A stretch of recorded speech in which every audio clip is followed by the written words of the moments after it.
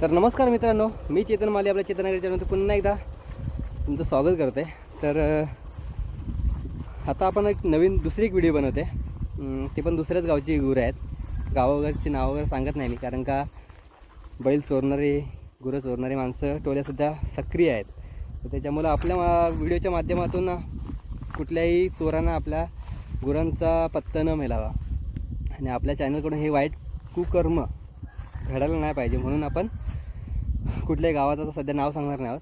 तर जी कोण नवीन नवीन गुरं बघायला भेटलेली, तुम्हाला नवीन तयार पाडे वगैरे बघायला भेटले, तर तुम्हाला मी दाखवण्याचा प्रयत्न करणार. आता सुरुवातीला आता समोरती 2-3 पाडे आहेत, चांगले आहेत, तर तुम्हाला दाखवतो कसे आहेत ते. तर हे बघा, इकडं म्हैस गुरं आहेत आणि पाडे बघा मित्रांनो, असले खतरनाक पाडे आहेत, जबरदस्त. म्हणजे हा बैल बघा तुम्ही, सॉलिड तयार केला आहे. जरा जवळ ना आपल्या सेम तुम्हाला माहिती आहे की लालू, एक लालू नावाचा एक बैल होता. म्हणजे आपला जो हे नाही महेशचा लालू नाही, तर दुसरा एक लालू होता जो एकदम बटल्या होता आणि तब्येतीनं असून तो हे होता, म्हणजे एकदम रुंदीला बैल होता. तर तसा हा बैल सेम टू सेम, काहीच फरक नाही. त्याच्या डोळ्यामध्ये थोडासा फरक आहे, पण त्या डोळ्यात काजले आहे त्याच्या. बघा, मस्त बैल आहे मित्रांनो, एक नंबर आहे. त्याला मारायला नाही पाहिजे, नाही तर काय भेंडी वाटते. तर शांत आहे एकदम. बघा बैल कसा जबरदस्त आहे, खतरनाक. बघा, तर असे पाडे बघायला भेटले ना तर मन प्रसन्न होतं मित्रांनो. असं याचा अर्थ असा नाही की बडवलेले बैल पण आपल्याला बघायला आवडत नाही. बैल बघा एकदम मस्त आहे, खतरनाक आहे. तर कुठल्या गावी आहे, काय गावी आहे ते नाही सांगत, पण आपल्याकडचंच आहे, पण मस्त आहे बैल. बघा, अजून एक पाडा दाखवतो मला. हा पाडा आहे तो किंगसारखा दिसायला आहे, सेम किंगसारखा आहे, सेम किंग, फक्त थोडासा कलर वेगळा आला आहे त्याला. हा बघा, हा पाडा आणि हा पाडा बघा, एक वरती हा, तो पाडा दाखवायला मेन आला आहे मी.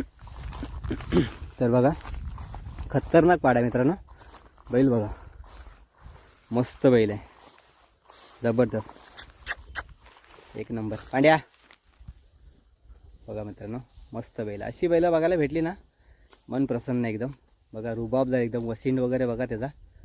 वशीण म्हणजे तुमच्या भाषेत वशीण, आपल्या भाषेत कोलबा, आपण कोलबा. आणि हा बघा, हा बैल सेम किंग आहे, सेम किंगचीच ब्रीड आहे, फक्त त्याच्या कलरमध्ये थोडासा फरक आहे. तसा तोंडावरती मोहरा वगैरे कलर आहे थोडासा, म्हणजे व्हाईट पॅच आहेत, पण ह्याच्यावरती जास्तच आहेत. बघा, सेम किंग आहे, म्हणजे किंगचीच ब्रीड आहे असं बोलू शकतो आपण. हा बैल बघा, मस्त आहे एकदम, खतरनाक. तर हे पर या खाली, या खाली, या खाली. हा बघा, मस्त व्हायला आहे मित्रांनो, एक नंबर, सॉलिड. अशी बैला बघायला भेटली ना तर एक नंबर, कामच फिट. आणि मला वाटते ही गाय ब्रीडिंगवरती आहे मित्रांनो. हां, ब्रीडिंगवरती आहे बघा, मेटिंग पिरियड चालू आहे, त्याच्यामुळे हे सगळे बैल पाठी आहेत. मला वाटते हा आहे ना व्हाईटवाला, तो त्या लालवाला, ह्यांना सगळ्यांना मारतोयच तो.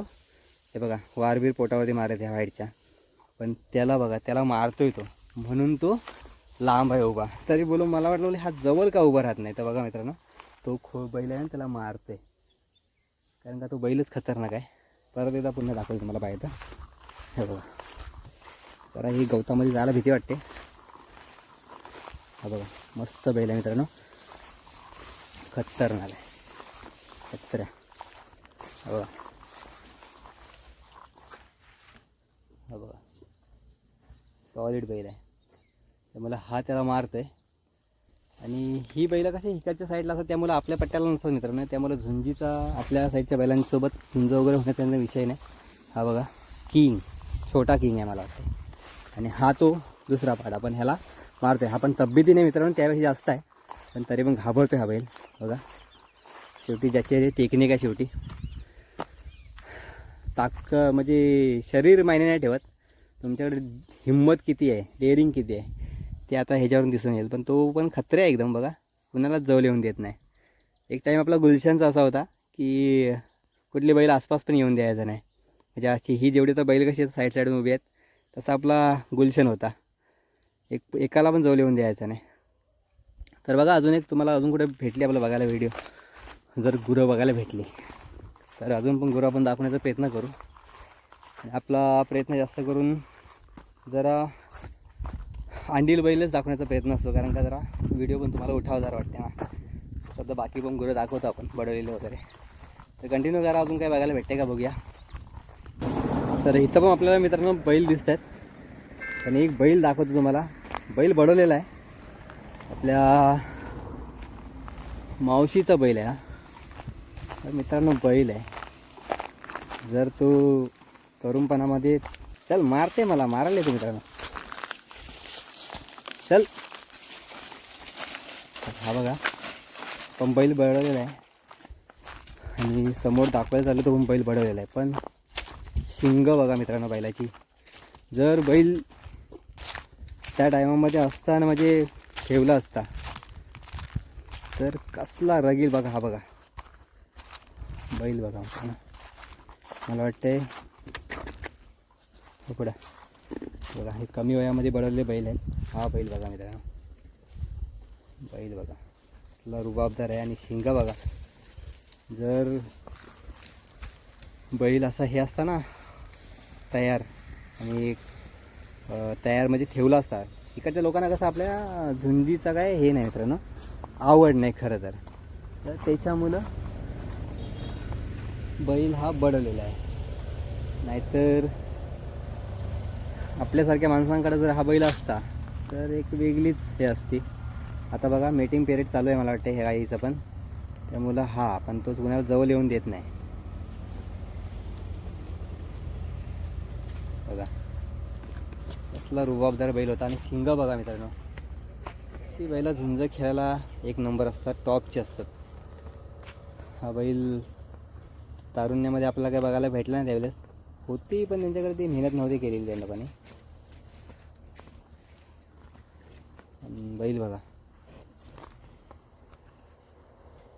सॉलिड बैल आहे ना. विचार करा, अशी बैल असली ना मित्रांनो, हा बैल खरंच झुंजीच्या लायक होता. म्हणजे टॉपची झुंज खेळला असता, टॉपची. मी बोलतो आपल्या गुलशनपेक्षा पण. कारण का ह्याचे शिंग, ह्याची हाईट पण बघा. मोठा बैल आहे, एकदम मोठा बैल आहे. आपल्या गुलशनपेक्षा हाईटने बैल आहे बघा. ह्याला दाखवायला मुद्दाम आलो, कारण का बैलाचा आताचा थाट जर असा असेल तर विचार करा तो जेव्हा तयार होता तेव्हा काय पद्धतीनं असेल तर ना काय, म्हणजे विचार करू शकता आपण. आणि अशी ह्या हाईटची बैल मला वाटते कमीत कमी 4 फीट आरामात तो बैल आहे. हा बघा, या गाईचा मीटिंग पिरियड चालू आहे सध्या. पण रुबाबदार आणि दमदार असा बैल. आता मागचा ह्याच गावातील आपण बैल दाखवला होता, चंद्र्या नावाचा बैल, पण तो काय आता आपल्या इथे दिसला नाही. बैल बघा मित्रांनो, खतरनाक बैल आहे, मस्त बैल आहे बघा. हे चल चढ जरा, हो बाजूला बाजूला, चल बाजूला. तर आणखी काय बघायला भेटते का बघूया मित्रांनो. आपण बैल बघा, लवकर बडवलेला बैल, चांगले भरले, अशी बैल पण पाहिजे. तर बघूया अजून काय आपल्याला पुढे बघायला भेटते काय तो.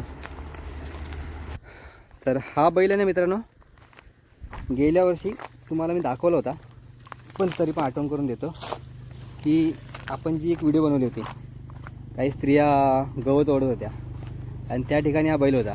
तेव्हा कसा होता आणि आता 1 वर्षानंतरला बघा चांगला बांधला आहे, मस्त बांधला बघा, चांगली तयारी आहे.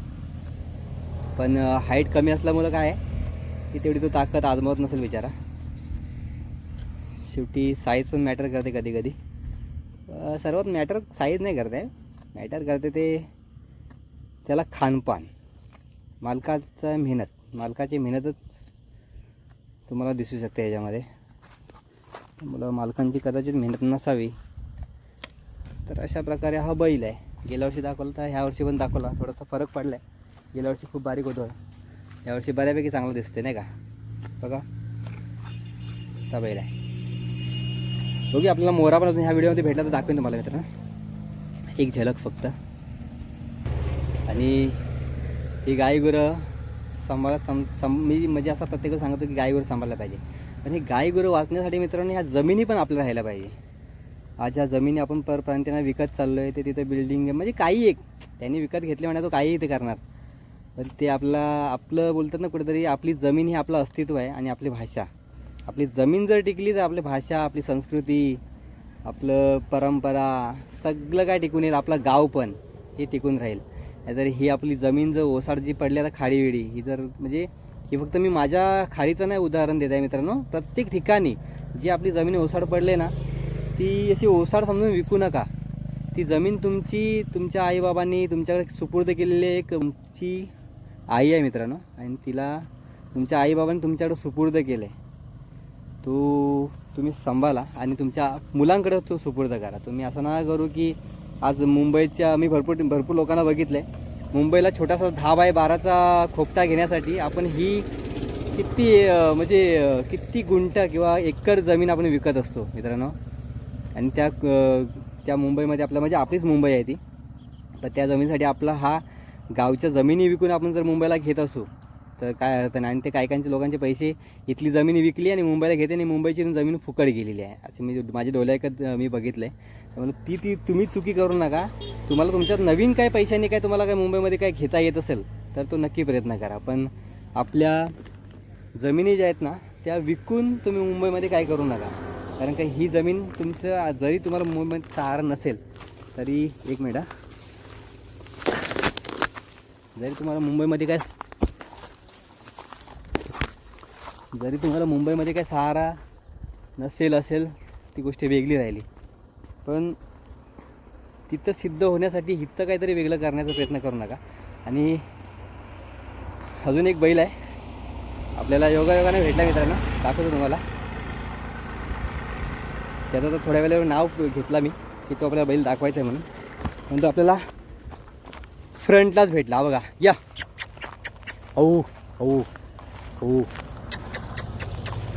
बघा मित्रांनो, मोरा, रुबाबदार मोरा कसा चालते बघा. आता ह्याच्या तोडीस तोड कुठला बैल नाही मित्रांनो, सध्या तरी नाही. म्हणजे बिग पांडू आहे, पण बिग पांडू काय जागेवरती बांधलेला असतो. हो हो हो हो, मोऱ्या हो, मोऱ्या मोऱ्या मोऱ्या मोऱ्या हो हो, बघा मित्रांनो, खतरनाक आहे ना, एकदम रुबाबदार बनवला आहे बैल. आता सध्या काय बिग पांडू असतो तो बांधलेला असतो. सध्या हा इथला राजा आहे. मेहनत बघा, मालकाने मेहनत केली ती वाया नाही गेली मित्रांनो. जी काही मेहनत केली ना मालकाने ती वाया नाही गेली. आणि म्हणून सांगतो की ही अशी बैलं आपल्याला सांभाळायची असतील तर इथल्या जागा जमिनी आपल्या असल्या पाहिजे. आपला जागा, आपली जमीन म्हणजे आपलं अस्तित्व आहे ते. आणि ते अस्तित्व तुमच्या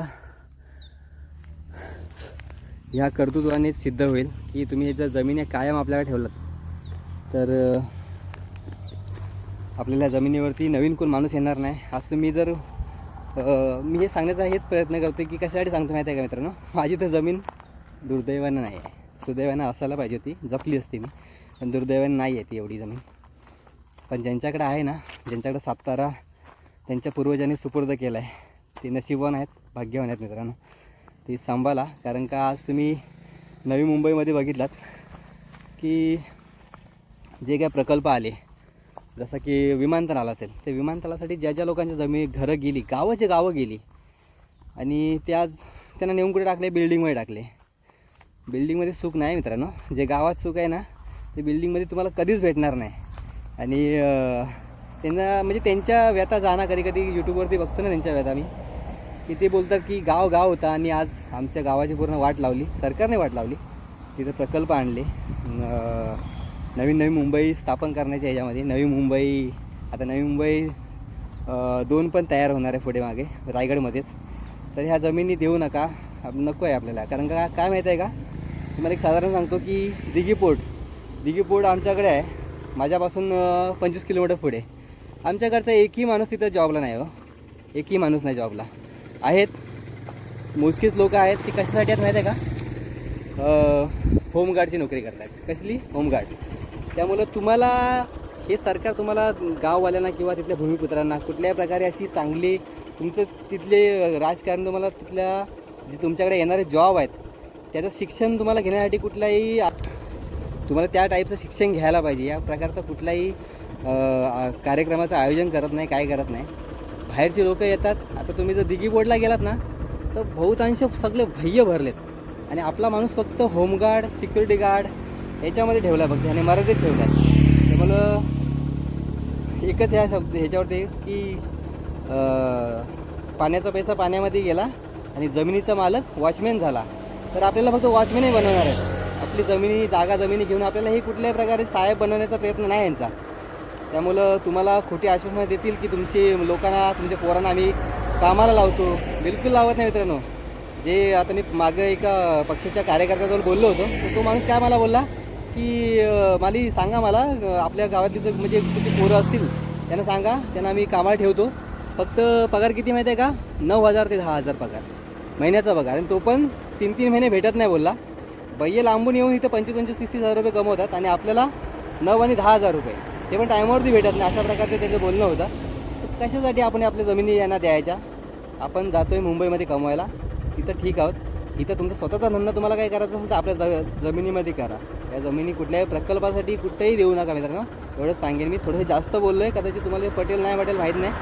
पण मला असं वाटतं की आपली जमिनी आपलं अस्तित्व आहे आणि आपल्याला इथं परप्रांतीय जर माजवायचे नसतील ना तर आपल्या जमिनी आपल्या हातात ठेवा. काळजी घ्या स्वतःच्या आणि स्वतःच्या परिवाराची देखील. धन्यवाद. एका नवीन व्हिडिओमध्ये आपण भेटू नंतरला. थँक्यू. काळजी घ्या स्वतःची आणि स्वतःच्या परिवाराची देखील. धन्यवाद.